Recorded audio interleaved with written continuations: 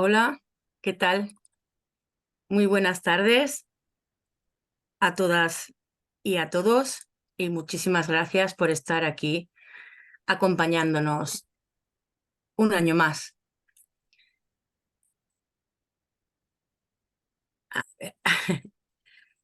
En 2022, hace un año, comenzamos estas jornadas diciendo que la violencia machista constituye una de las manifestaciones más graves de la desigualdad, dominio y abuso de poder que sufrimos las mujeres por el hecho de serlo. La violencia machista tiene múltiples caras, siendo la violencia física la más visible, pero no la única. En España hemos avanzado mucho, pero aún nos queda muchísimo camino por recorrer. A fecha de hoy, 2023, superamos el número de mujeres asesinadas en 2022 y debemos tener en cuenta que este año todavía no ha terminado, con lo cual somos conscientes de que las cosas empeoran y debemos seguir haciendo labores de sensibilización y prevención de las violencias machistas, que es lo que vamos a tratar de hacer en estas jornadas que comienzan hoy. Agradecemos a todas las personas que como ponentes van a participar a lo largo de estos días y a todos ustedes su asistencia. Las personas participantes a través de Zoom deberán tener los micros cerrados durante la exposición y las cámaras encendidas. Al finalizar cada ponencia tendremos un tiempo para preguntas. Les rogamos que pidan turno levantando la mano y que las preguntas sean breves y concisas. En nombre de Somos Más, les agradecemos su asistencia. Pasamos a presentarles a nuestra invitada de hoy. Patricia Melgar Alcantuz es profesora en el Departamento de Pedagogía de la Universidad de Girona y miembro en el Centro de Investigación CREA. Es la investigadora principal del Grupo de Investigación Interdisciplinar en Género y Vulnerabilidades Sociales. Sus principales líneas de investigación son socialización preventiva de la violencia de género, intervención social para la superación de la violencia de género, género y educación superadora de desigualdades. En torno a estas líneas ha participado en numerosas investigaciones competitivas, tanto autonómicas como estatales. Actualmente es la investigadora principal del proyecto de I+D+I, Surchild, Infancia que convive con la violencia de género, redes de apoyo que les ayudan a ser supervivientes. Anteriormente, fue investigadora principal del proyecto cuyos resultados nos presenta hoy. También ha realizado diferentes estancias de investigación en universidades extranjeras de reconocido prestigio por sus aportaciones a los estudios de género. En ellas, en el International Gender Studies de la University of Oxford. Esta amplia trayectoria investigadora e implicación social le fue reconocida en el año 2021, siendo galardonada con el premio Meninas, concedido por la delegación del Gobierno en Cataluña. Patricia, muchísimas gracias por estar hoy con nosotras. Te agradecemos muchísimo que nos acompañes esta tarde y te agradecemos mucho todo lo que vamos a aprender contigo hoy, cuando tú quieras. Muy bien, pues el agradecimiento es mutuo porque para mí es un placer y es un honor estar esta tarde acompañándoos a vosotras.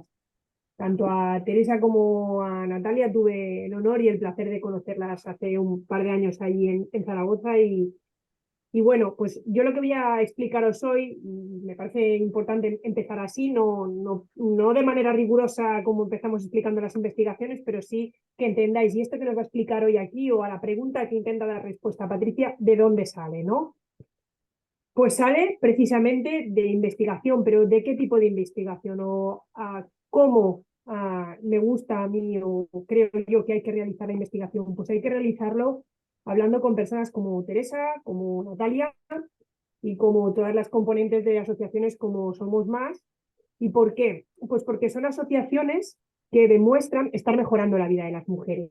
Y esto es lo que caracterizó el proyecto de investigación Solnet. ¿Qué hicimos en este proyecto? Y lo que yo os voy a presentar ahora, ¿de dónde sale? No sale de lo que piensa Patricia, no sale del trabajo realizado dentro de un despacho con un ordenador, sino que sale de estar entrevistando a muchas mujeres de diferentes partes de España que habían participado, habían sido atendidas por asociaciones que, como os decía, pues habían demostrado mejorar su vida.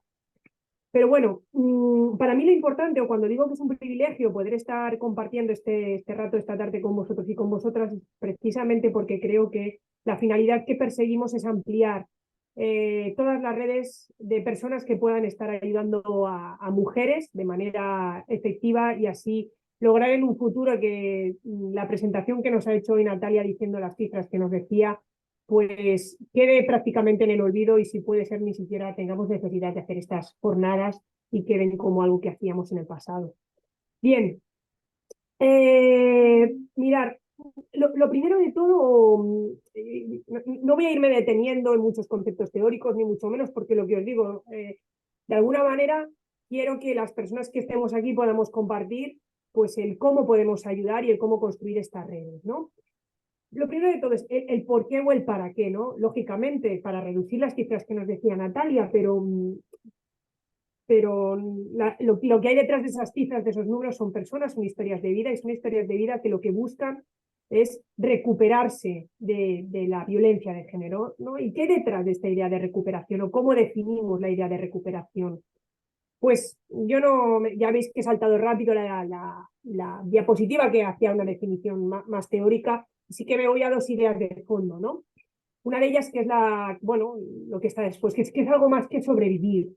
Y en esta idea de que es algo más que sobrevivir, ¿a qué estamos haciendo referencia? Pues a crear una nueva vida. Y fijaros que esto lo añadí precisamente en conversación con mujeres de asociaciones como Somos Más. A veces no hay que crear una nueva vida, a veces no hay que crear una nueva identidad. A veces es recuperar esa identidad que ya se tuvo, en la cual la violencia no tenía cabida, ¿no? Entonces, pues lo que vamos a buscar en este proceso de recuperación es acompañar en esta creación de una nueva vida, en el caso de aquellas mujeres que lo que consideren es que quieren crear una nueva vida, o bien acompañarlas en recuperar quienes fueron en un tiempo atrás donde la violencia no estaba presente.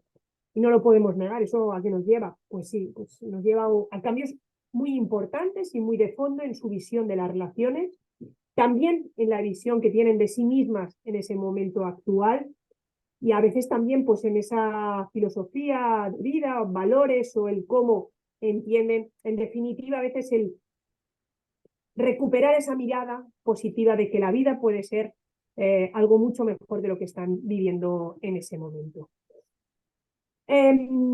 Bien, pero a lo que vamos, y quiénes, ¿no?, pueden influir o incluso ser determinantes en este proceso. Obviamente, y sin quitarle importancia porque es la centralidad de cómo entendemos la intervención, la gran mayoría de servicios deberían entenderla y cómo se entiende desde las asociaciones, pues obviamente la intencionalidad de la mujer debe estar en el centro, pero como decía, el resto de personas, ¿qué hacemos? ¿Qué pintamos, no? Pues también tenemos un papel determinante. La intervención del resto de personas pues puede ser un factor clave para que lleguemos a esa recuperación de la que os estaba hablando. Pero aquí me detengo en el primero de los elementos sobre los que me gustaría, a quienes no estéis convencidos y convencidas, convenceros a través de cifras, que es lo que a mí me toca como investigadora, ¿no? Vale, Patricia nos está diciendo o lo que pretende con esta charla y lo que ha pretendido con su investigación es hacer crecer estas redes de apoyo. Pero la primera barrera que nos encontramos es que no conocemos las situaciones de violencia de género.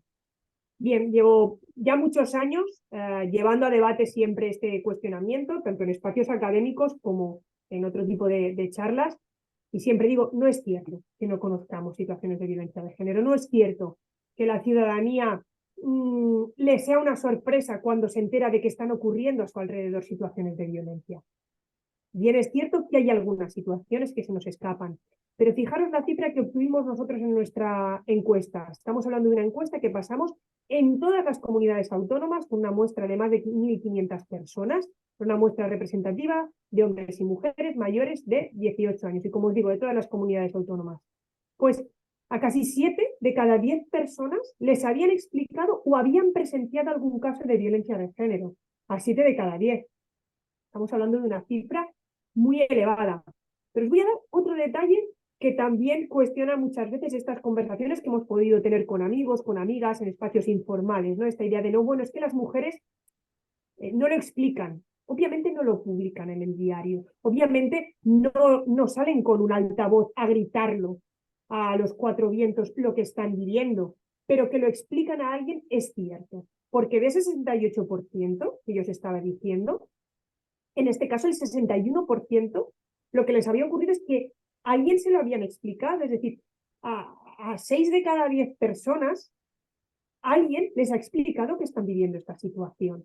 Han ido, cuando se explica no es a modo anecdótico, nos explica por matar el tiempo, nos explica porque tengamos ganas de cotillear sobre nuestra vida personal, se explica con alguna intención de que se nos ayude, de que se nos acompañe.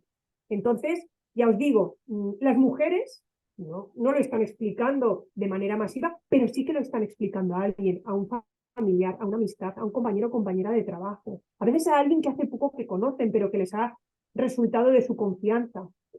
Y esta cifra que nosotros obtuvimos en nuestro cuestionario, que es relativamente reciente, es una cifra que encontramos que queda avalada por otras investigaciones llevadas en otros lugares y con otras metodologías muy similares, pero que, digamos, los contextos eran distintos. Esta es la encuesta del 2014 hecha con 42.000 mujeres.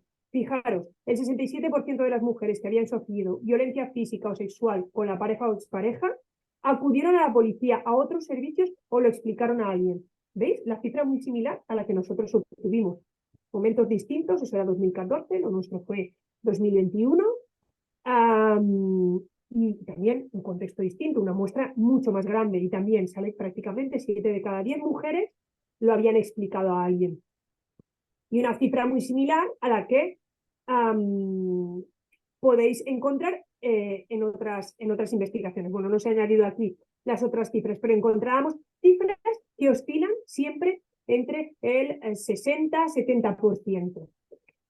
Bien, pero la pregunta que tenemos que hacernos es, ¿y qué ocurre? ¿Qué encuentran cuando buscan ayuda? ¿Encuentran una protección? ¿Encuentran un acompañamiento? ¿Encuentran una respuesta positiva? Pues bien, aquí no os estoy dando respuesta recogiendo la voz de las propias mujeres, sino recogiendo la voz de la ciudadanía en general. Tenemos la autopercepción generalizada, o como mínimo es lo que nos muestran estos datos, de que el 64% había ayudado en todos los casos. El 31% había ayudado en unos sí y en otros no, y el 5% no había ayudado en ningún caso. Las cifras, por lo tanto, estamos hablando de que aproximadamente un 40% de las mujeres no estaba recibiendo ayuda. Son unas cifras muy similares de investigaciones, ya veis, de otros momentos, ¿no? Pues también un 40%, un 42%, un 35%, un 36%.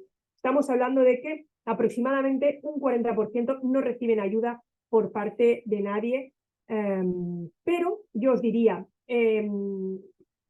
esta cifra, que es la autopercepción que tenemos la ciudadanía, yo la llevaría a cuestionamiento. Y la llevaría a cuestionamiento porque cuando nosotros hemos podido completar los datos haciendo entrevistas a mujeres, lo que nos encontramos de manera mayoritaria es que la gran mayoría de casos se encuentran solas y aisladas. Es común que las mujeres describan que fruto de la situación de violencia se quedaron solas.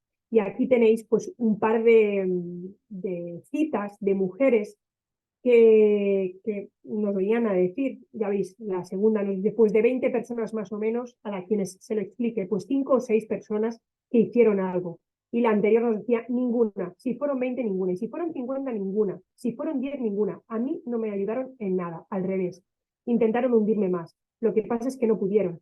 Ahí no sé, o yo misma cambié ese chip y dije, hasta aquí, a mí no me pisotean más, pero yo estaría muerta, porque la gente a mí intentó hacerme mucho daño y hundirme todo lo que podían.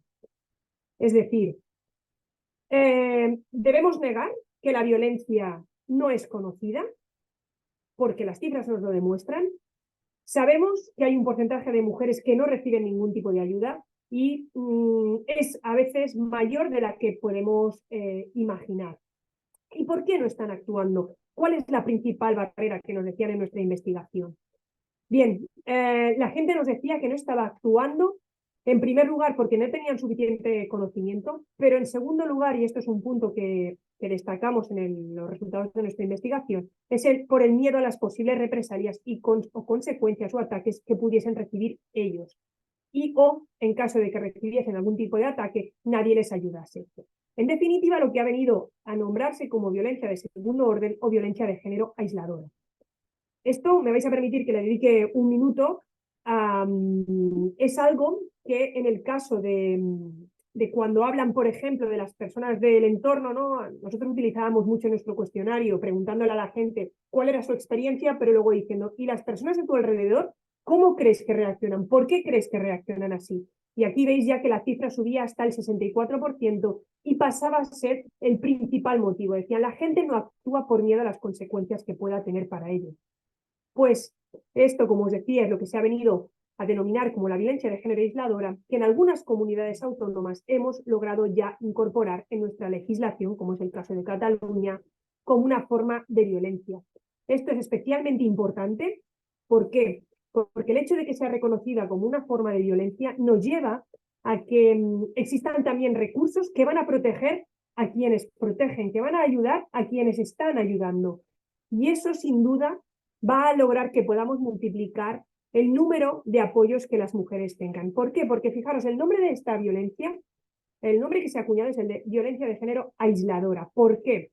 Porque el hecho de que yo esté logrando que las personas del entorno tengan miedo, hace que poco a poco esta mujer cada vez vaya quedándose más aislada.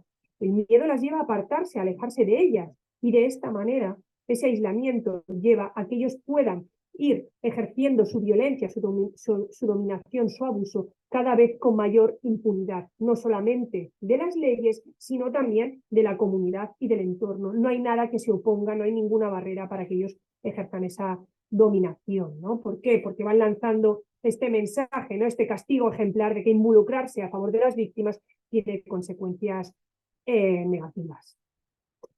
Fijaros que el hecho de que precisamente haya una protección a quienes protegen activa estos apoyos. Es decir, que si logramos legislar y logramos tener recursos también para aquellos o aquellas que se posicionan en favor de las mujeres, no solamente familiares y amistades, sino asociaciones como las que organizan hoy esta jornada, pues eso logra que incrementemos el número de personas que apoyan, ¿no? Fijaros que entre los motivos que han llevado a tener una posición de ayuda a las personas que decían que habían ayudado frente a todos los casos, era creer que era su deber como ciudadanos y ciudadanas, pero en segundo lugar, saber que si ellos o ellas también sufrían represalias, se les ayudaría. Por lo tanto, acaba siendo un motor que activa el apoyo a las mujeres. Bien, el primer punto que yo quería abordar en esta sesión era que tuviésemos claro que la violencia está ocurriendo a nuestro alrededor y que no ocurre de manera tan oculta como a veces queremos justificar, ¿no? No actuamos porque no nos enteramos, no. Podemos tener, si queremos, más conocimiento del que imaginamos. Y una vez esto queda evidente, vamos al segundo punto que quiero compartir con vosotros y vosotras, que es el de qué características, ¿no? Vale, si yo me planteo ayudar, ¿cómo puedo ayudar de manera efectiva? Porque a veces no todas las ayudas que se ofrecen son ayudas que estén logrando mejorar la vida de las mujeres, no estén ayudándolas a recuperarse, o a veces lo que yo puedo creer que es una ayuda, más bien se convierte en un obstáculo para ellas. De aquí también que en nuestro proyecto fuese tan importante poder conocer precisamente las características de aquellas acciones que realmente las ayudaban, ¿no? Aquellas acciones que realmente mejoraban su vida. Entonces, el cómo.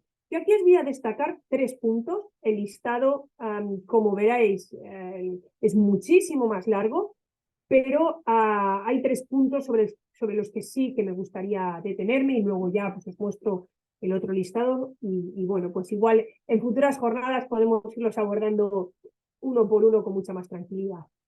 El primero de ellos es la importancia de no culpabilizar, no juzgar. Es decir, cuando se nos informa, se nos comenta, se nos explica, se comparte con nosotros en confianza esa situación, o nosotros y nosotras lo estamos observando, estamos siendo espectadores de esa situación, es muy importante para poder iniciar esa ayuda, no empezar juzgando, no empezar culpabilizando. Yo creo que la mejor manera de que entendáis a qué me refiero es mostrándoos la propia voz de las mujeres, ¿no?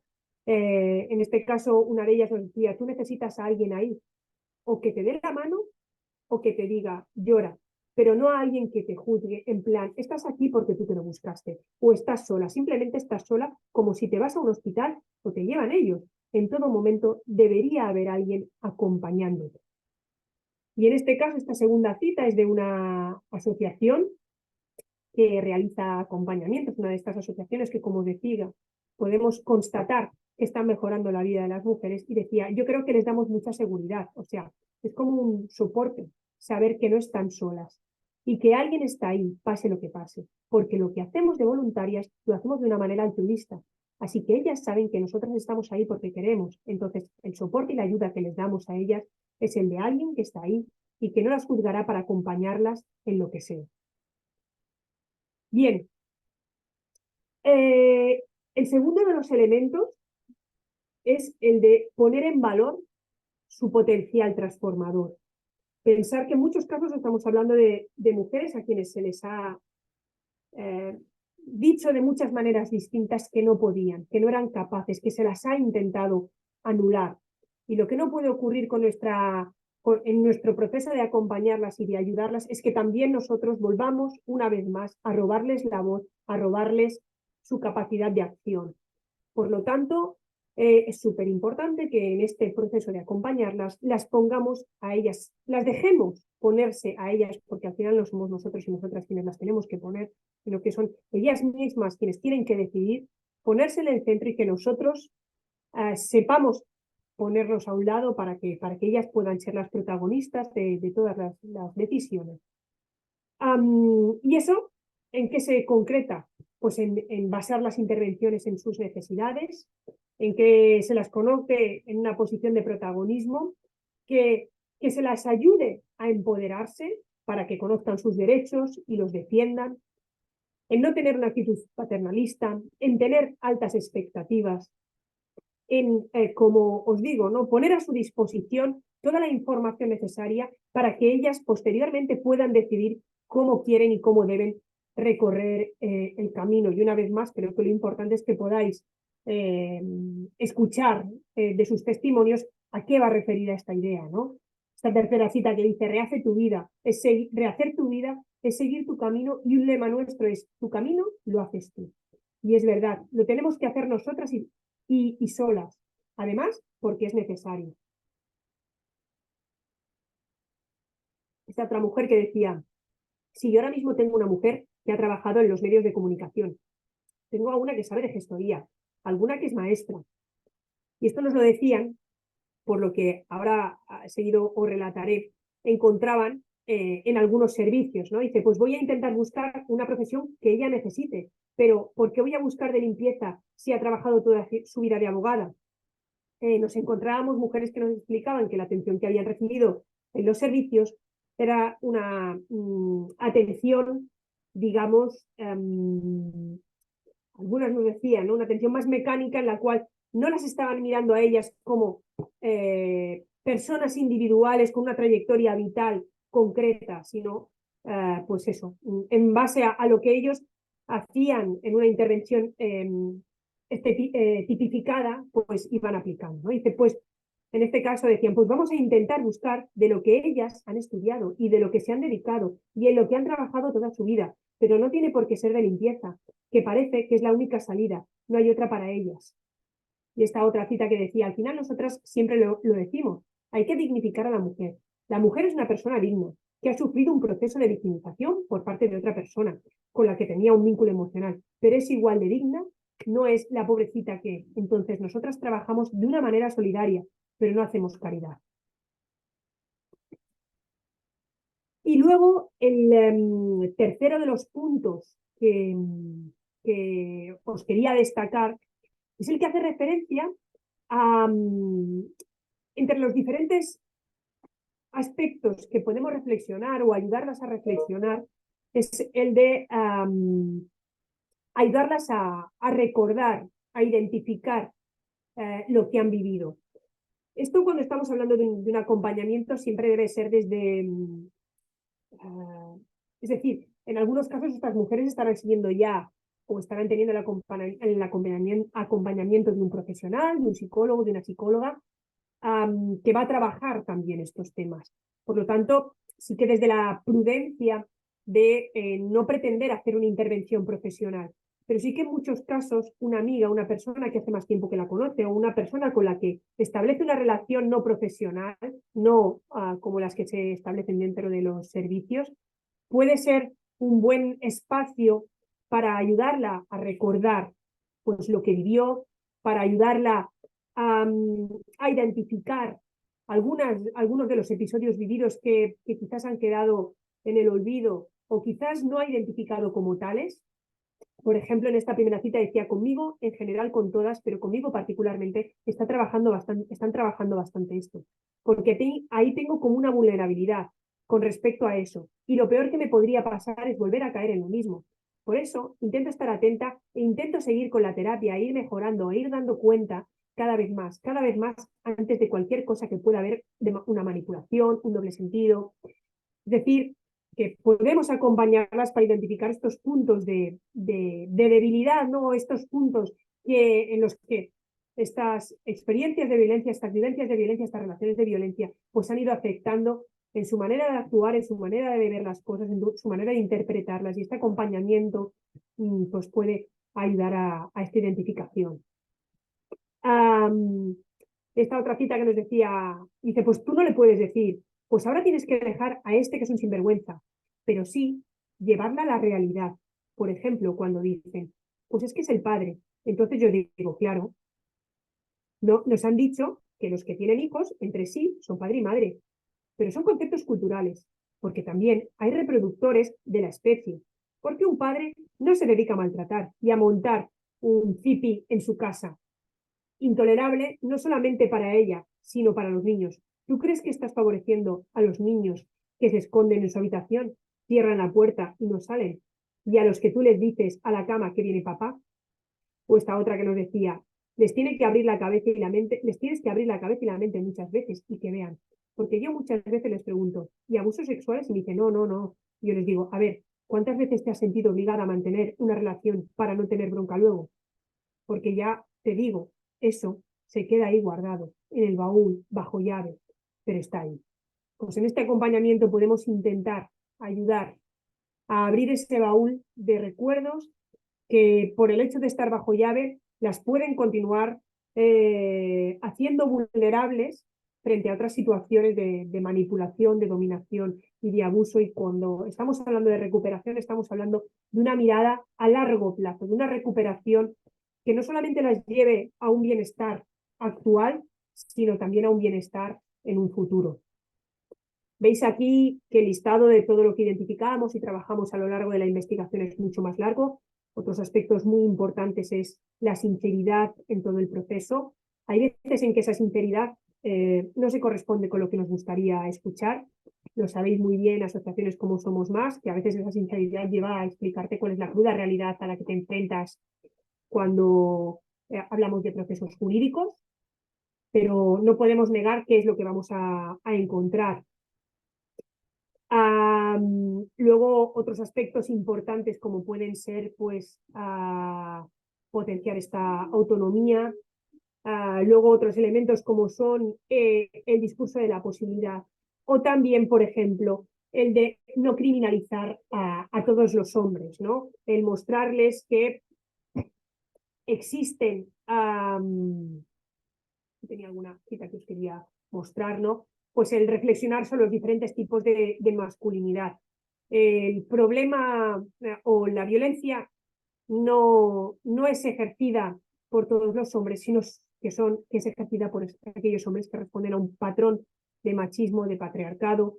Estos son los que realmente ejercen esta violencia y sobre quienes debemos poner el foco. Pero tenemos que mostrar también que existen alternativas y que en caso de que quieran tener futuras relaciones, pueden tenerlas libres de violencia. Bueno, os decía, ¿no? Mostrar que este discurso de la posibilidad de que existe un futuro y que podemos encontrar otras vías, facilitar también este acompañamiento a veces puede llevar también o puede materializarse en que las ayudemos a que puedan seguir pues el acompañamiento profesional que estén recibiendo, ¿no? A veces no es necesario que hagamos grandes cosas, es simplemente ofrecernos para cuidar de sus hijos o sus hijas mientras ellas van a la actividad que tengan en la asociación o van a la actividad o a la sesión que tengan con el psicólogo o psicóloga o con la entrevista que puedan tener con la trabajadora social, pues también es muy, muy valioso, ¿no? Así que, bueno, ya veíais en aquella diapositiva. Y luego otro elemento que me gusta a mí mucho destacar es el de mostrar referentes, ¿no? El mostrar ejemplos de vidas libres de violencia, esta idea de decirles, hay otras mujeres que han pasado por situaciones, no como la tuya, porque cada experiencia es única, pero similares y que han logrado tirar adelante, que han logrado construir o recuperar esas vidas libres de violencia. Por lo tanto, tú también puedes, ¿no? Dentro de esta mirada del discurso de la posibilidad. Y fijaros esta cita que decía esta mujer, dice, pues si esta mujer que no ha sufrido nada y está aquí, refiriéndose a una voluntaria, yo que lo he sufrido, ¿por qué no lo voy a poder dejar atrás y vivir así también? ¿Por qué no lo voy a poder dejar atrás y voy a poder estar como esta mujer viviendo tranquila y estupendamente mi vida? Bueno, y luego otro de los puntos que supongo que os preguntáis es, vale, esto es el cómo, ¿no? Me está diciendo Patricia, no culpabilizarlas, no juzgarlas, este trato de ayudarlas a que se empoderen, a contribuir a reflexionar sobre todos los recuerdos que puedan tener de aquello que han vivido, pero de manera más concreta, ¿qué actividades? Porque una cosa es el cómo lo podemos hacer, otra cosa es el qué podemos hacer, ¿no? ¿Qué actividades pueden ser beneficiosas para ellas? Pues en primer lugar, el acompañarlas o ayudarlas a conocer los recursos públicos disponibles, ¿no? Aquellos recursos que pueden facilitar en un momento cubrir sus necesidades básicas, desde ayudas de manutención, vivienda, hasta asesoramiento jurídico.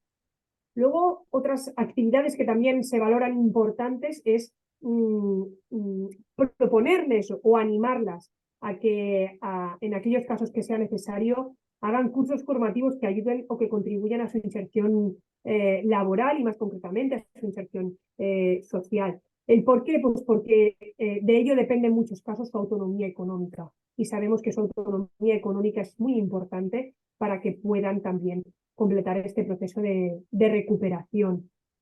Luego también el animarlas a participar de estas actividades de ocio.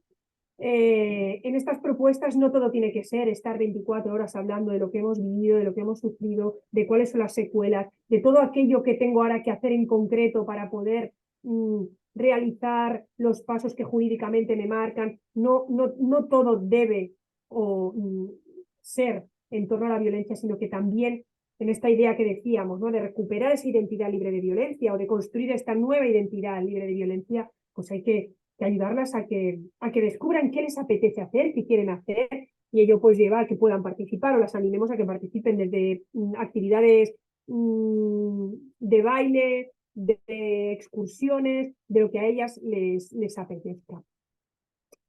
Y luego, pues bueno, el potenciar relaciones sociales de apoyo, y en este punto sí que me gustaría destacar que no siempre construir estas redes de apoyo debe llevarnos a proponerles que recuperen pues, relaciones familiares o relaciones de amistad del pasado. En ocasiones vamos a hablar de la construcción de nuevas relaciones sociales. Esto va a ser especialmente importante cuando lo que identifiquemos es que las relaciones del pasado eran relaciones que en lugar de empoderarlas o ayudarlas a empoderarse, en lugar de animarlas a finalizar la relación de violencia, más bien las culpabilizaban o más bien incluso pues las animaban a aguantar todo aquello para continuar en la relación. Bien, en algunos ejemplos, ¿no? de aquellas mujeres que sí que han tenido apoyo y nos decían que ese apoyo había sido muy importante para ellas, pues veis aquí en esta diapositiva un listado. ¿En qué las habían ayudado? Pues en ser un acompañamiento, una mano amiga, que lo mismo las podía acompañar a informarse con la trabajadora social de recursos, cómo las podía acompañar a hablar en el colegio de sus hijos o hijas sobre la situación que estaba viviendo, a buscar asesoramiento jurídico, simplemente a tomar un café y a hablar de otras cosas, como os decía, que no fuesen propiamente la violencia. Luego también ayudarlas a identificar la violencia. En ocasiones, como os decía, no todo es que nos expliquen directamente o que nos digan directamente las mujeres estoy viviendo una situación de violencia, sino que en ocasiones esto no nos lo van a decir, pero nosotros vamos a estar presenciando esos episodios de violencia. Pues las personas del entorno podemos tener un papel muy importante para ayudar a que le pongan nombre a eso que están viviendo y con ello que seamos la primera puerta de entrada a determinadas ayudas profesionales en recursos o en asociaciones. Luego también, como siguiente paso, buscar recursos, como puede ser también, como os decía, poner en contacto con una asociación. Ayuda económica también encontrábamos en algunos casos, que es muy necesaria al principio, o de vivienda, o luego pues otros elementos importantes como romper con el cuestionamiento que sentían por parte de otras personas, de otros familiares o de su propia pareja. Y aquí pues una vez más tenemos un par de citas de mujeres que nos decían, dice, pues llego ahí a través de un compañero de trabajo. Fijaros que aquí la ayuda viene de un compañero de trabajo, dice que había estado ahí. Entonces pues le conté la situación que tenía y me daban los ataques de ansiedad que me daban en el trabajo y me puse en contacto con los profesionales de aquí. Alguien que en su contexto laboral se da cuenta de que tiene una compañera que le están dando una serie de ataques de ansiedad, que esos ataques de ansiedad tienen un origen que podía ser de la violencia y es él quien realiza el acompañamiento para darle esta puerta de entrada a otros recursos. Aquí otro ejemplo. Dice, aquí muchas chicas jóvenes han llegado a través de sus familias. Mira lo que te digo. Imagínate si tienen papel. Son el padre o la madre que las ha traído aquí.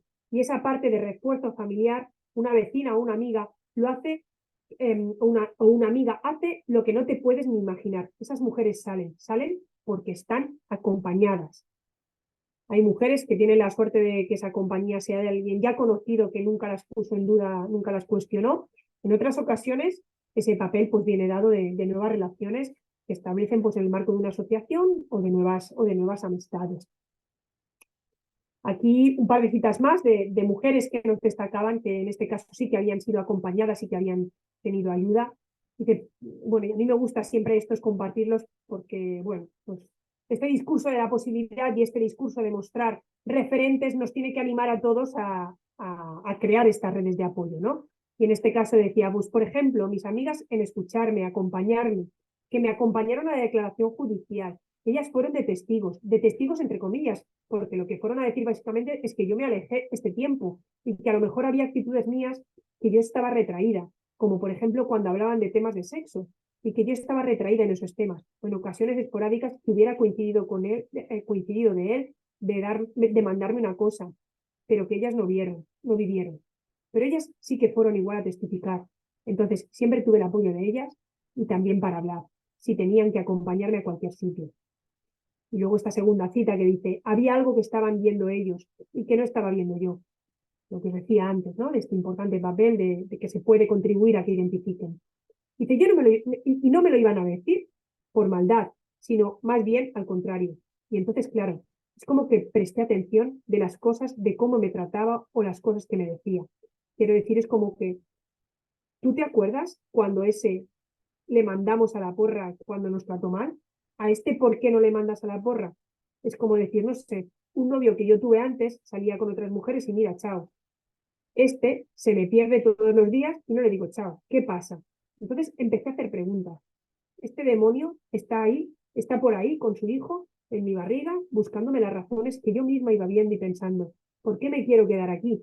Es decir, en este caso, en el relato de esta mujer nos explicaba cómo esas amistades con cariño, con cuidado, con acompañamiento, pero le iban lanzando preguntas que la llevaban a cuestionarse lo que estaba viviendo y poco a poco la acercaban a identificar, a poder poner la etiqueta de lo que estaba viviendo, era un maltrato de lo que estaba viviendo, era una violencia. Y este último ejemplo que os quiero poner me parece especialmente importante porque cuando hablamos de violencia de género hay algunos tipos de violencia que bueno, que alguna parte de la ciudadanía reconocemos en mayor medida, y sí que es cierto que hay otros tipos de violencia que quedan pues más ocultos o hablamos en menor medida. Y en este caso el de los matrimonios forzados, en los cuales también es muy, pero que muy importante el papel que podemos realizar la comunidad, las personas del entorno, para identificarlo y no solamente eso, sino para evitar que estas niñas sean llevadas a otros países a ser casadas de manera forzada, ¿no?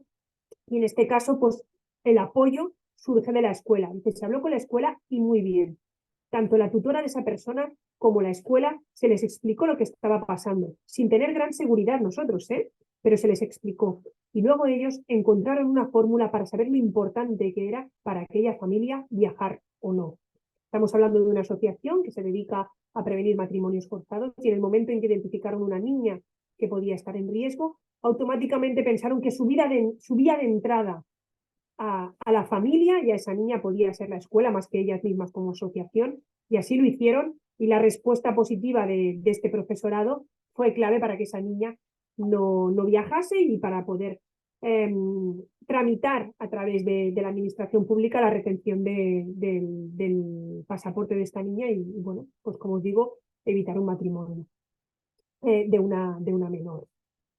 Y un último de los apoyos que os quiero destacar es el de los hijos e hijas. Este papel también cobra especial importancia en muchos casos, acaba siendo determinante para tomar la decisión de finalizar la violencia. Es algo que yo me he encontrado a menudo hablando con mujeres, pues digamos de perfiles muy distintos, ¿no? Y aquellas que tenían hijos y hijas cuentan cómo el punto determinante fue la petición de sus hijos e hijas para salir de la relación. En este caso me decía, hasta que mi hija con 7 años me dijo, o te separo o me voy a vivir con mis abuelos. Yo no reaccioné hasta ese momento. Llevaba 18 años y ese momento pensé, ¿no te da vergüenza que tu hija con 7 años te diga esto? Otra mujer que nos decía, efectivamente. Entonces esto, bueno, se hablaba de una situación de maltrato, y fue lo que me llevó a raíz de todo esto, ir a la casa de la mujer, el contacto con la asociación también, tuve algún abogado también que me asesoró, me aconsejó, me dijo que también implicaba igual llegar a juicio, pero el motor y la fuerza provino de los hijos y de las hijas. Y en este caso, bueno, pues de ahí también, cuando hacía Natalia mi presentación, decía el nuevo proyecto que hemos iniciado este septiembre y con el cual estaremos 4 años, pretendemos trabajar precisamente con menores que viven en contextos de violencia, sobre todo de una mirada, yo considero que rompedora con algunos discursos que los criminalizan, ¿no? Con esta mirada de que estos niños y niñas también son motores de cambio, son niños y niñas que no están condenados a reproducir la violencia como algunos o algunas dicen, sino más bien al contrario, en muchos casos han sido y son precisamente resilientes y bueno, algunos de ellos, aunque no lo dicen públicamente, pero están liderando movimientos contra la violencia y están encabezando pues grandes cambios en este tema, y creo que es de justicia que empecemos a poner el foco en precisamente estas otras trayectorias que no reproducen la violencia y que bueno, que muestran estas trayectorias resilientes que son realmente más que admirables. Y bien, llego, nada, os robo 3 minutos, diría 5 minutos más para ser exactos, y entonces abrimos el turno de palabras, tal y como me había comprometido. Sé además que de manera virtual a veces estar escuchando tanto rato a alguien puede hacerse un poco más cansado, así que os robo, como os digo, 5 minutos más. 3 de ellos o 2 de ellos son para deciros, bueno, y todo esto porque os he dicho, primero os quería convencer, si es que os tenía que convencer, de que podemos ser conocedores de las situaciones de violencia si miramos con atención y si escuchamos con atención, que las cifras nos demuestran que esto es una realidad que tenemos al lado y que somos conocedores de ello, que además las mujeres en algunos casos están buscando a quien explicarlo, en algunos casos que prácticamente nos llevan a que sean 7 de cada 10 casos, que quería deciros cómo podemos realizar de manera adecuada este acompañamiento, esta ayuda, qué actividades podemos hacer, y por último, deciros, vale, ¿y todo esto de qué sirve? Que yo haga todo esto ¿a qué nos lleva? ¿Qué está aportando a las mujeres? Cuando Patricia al principio nos hablaba de esta idea de mejorar la vida de las mujeres, de contribuir a esa recuperación, ¿a qué hace referencia? Pues hace referencia a esto. Esto es lo que nosotros hemos podido identificar que se logra gracias a este acompañamiento. Que estas son las metas, los resultados, los indicadores de impacto social en las redes de apoyo, lo que están logrando asociaciones como Somos Más y otras que también realizan estos acompañamientos en otros lugares de España, ¿no? Y personas que no están en el entorno de una asociación, pero que han decidido prestar su ayuda y apoyo a mujeres en situación de violencia. Pues bien, estamos ayudando a que se recuperen. ¿Por qué? Pues porque las ayudamos a acceder a servicios y a cubrir necesidades básicas, como pueden ser alimentación, vivienda, cuestiones muy necesarias para que estas mujeres vayan saliendo de esta situación. También, en algunos casos, finalizar la relación de violencia. No siempre este apoyo llega cuando la mujer decide o puede finalizar la relación de violencia. A veces, como habéis visto en algunas de las citas, este cuestionamiento, este hacer preguntas que las lleven a identificar lo que están viviendo, pues lleva a tener como resultado algo tan transformador como que decidan finalizar la relación. Después de eso, como sabemos, hay todo un camino duro y difícil de recorrer, pero un primer punto donde sentamos las bases es en este. El no iniciar nuevas relaciones de violencia, de ahí este punto importante que yo os decía cuando hablaba de la importancia de no cuestionar, de no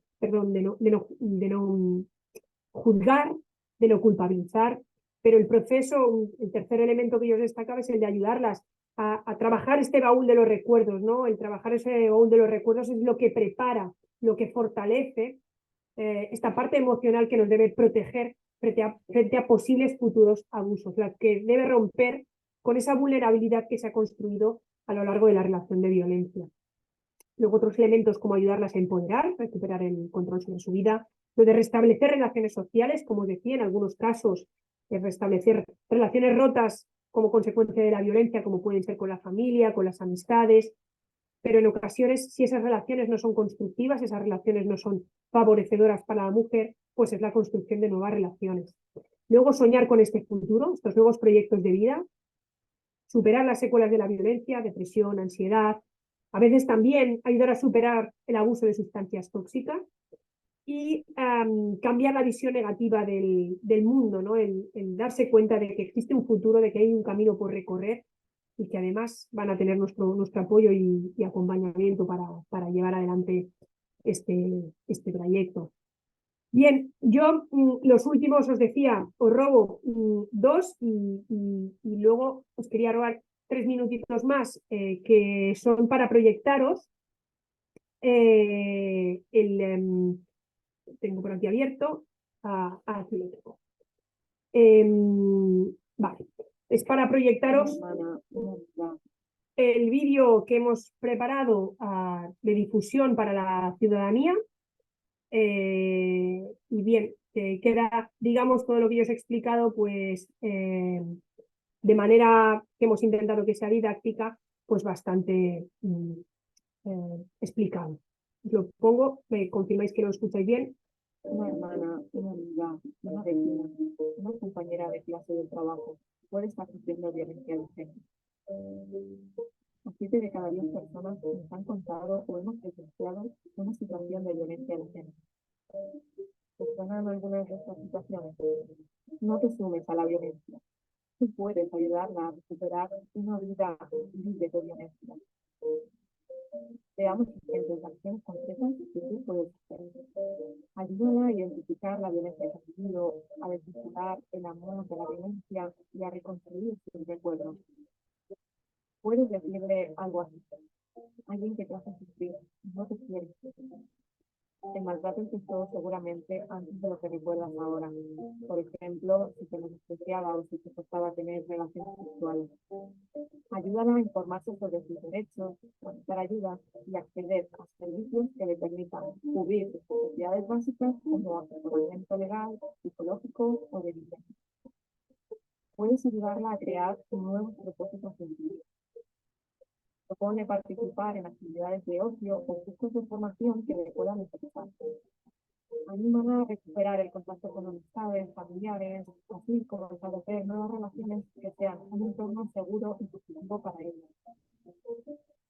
Ayúdala a ver que las cosas pueden ser diferentes. Puedes decirle frases como: puedes construir una vida libre de violencia. Yo te voy a ayudar.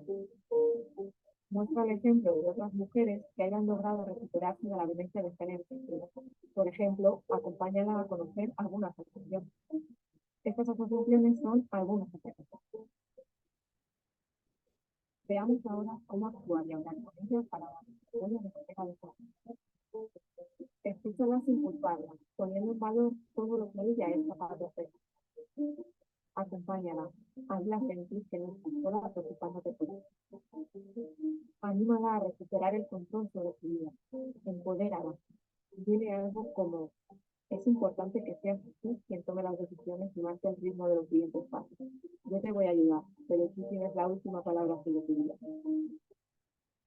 Los maltratadores suelen amenazar o atacar a quienes ayudamos. Así consiguen que nos apartemos y ellas se queden solas. Pero existen también servicios que pueden ayudarte a protegerte a ti. Pregunta a los cuerpos de seguridad o los centros de atención a mujeres o en servicios sociales. Que el miedo no las paralice, que nuestro apoyo aliente sus alas para volar libres de violencia de género.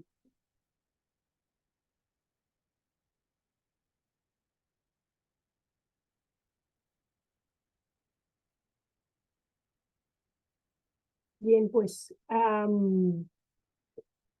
ya con esto finalizaría mi presentación, con muchas ganas de escuchar pues, vuestras preguntas, aportaciones, comentarios, todo lo que queráis sumar al debate y reflexión. Muchísimas gracias, Patricia. Ha sido impresionante, como siempre, hablar contigo y escucharte y escuchar todo lo que tienes que decir. Ha sido maravilloso. A mí se me han puesto los pelos de punta. Muchas de las cosas que nos estabas contando me recordaban al proyecto que tenemos nosotras entre manos de mentoras acompañantes. El acompañarlas, el estar a su lado, el ir con ellas a donde hace falta, ¿no? Al juzgado, al médico, al cole, a la extraescolar del crío, porque no saben si va a estar su maltratador ahí. Es muy importante y sobre todo el incidir, como nosotras incidimos siempre, en escuchar sin juzgar, escuchar sin juzgar y escuchar sin juzgar, porque escucharlas o escucharnos cuando a nosotras nos ha tocado es vaciar esa mochila que cuando has terminado de vaciarte es el que a gusto me he quedado, que no te soluciona nada, porque no te soluciona realmente lo que estás sufriendo o viviendo, ni te soluciona el proceso judicial, ¿no? Pero realmente, moralmente y anímicamente te soluciona mucho. Porque sientes que esa persona que tienes delante, como ha vivido lo mismo que tú, te comprende y no te está diciendo lo que te dicen por ahí de: ¿pero cómo te has dejado? ¿Cómo te has dejado pegar? Es que me parece increíble que hayas aguantado tantos años. Entonces es muy importante esa escucha activa y esa escucha sorora, ¿no? de la persona que tienes enfrente. Si alguien tiene alguna pregunta, alguna duda, alguna cosa para Patricia. Madre mía, las explica estupendamente todo, ¿eh? Así da gusto que lo expliques todo tan bien.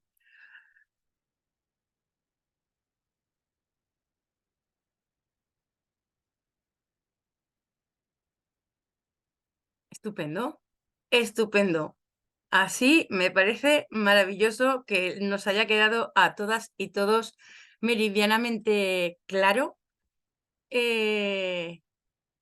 la ponencia de Patricia, porque el que nadie tenga dudas acerca de lo que ha escuchado es señal de que lo que ha escuchado ha sido clarísimo, ha sido conciso y nos ha llegado a todas y todos perfectamente el mensaje que Patricia quería darnos con su ponencia. Quiero daros las gracias por estar aquí hoy, por escucharnos, por escuchar el mensaje de Patricia, por acompañarnos. Perfecto, Ana, muchas gracias. Y os emplazo en las próximas ponencias que tenemos en los próximos días. Muchísimas gracias por acompañarnos hoy. Gracias a todas y a todos. Gracias a vosotras por la organización de las jornadas. Un abrazo, Patricia. Nos vemos pronto. Muchas gracias.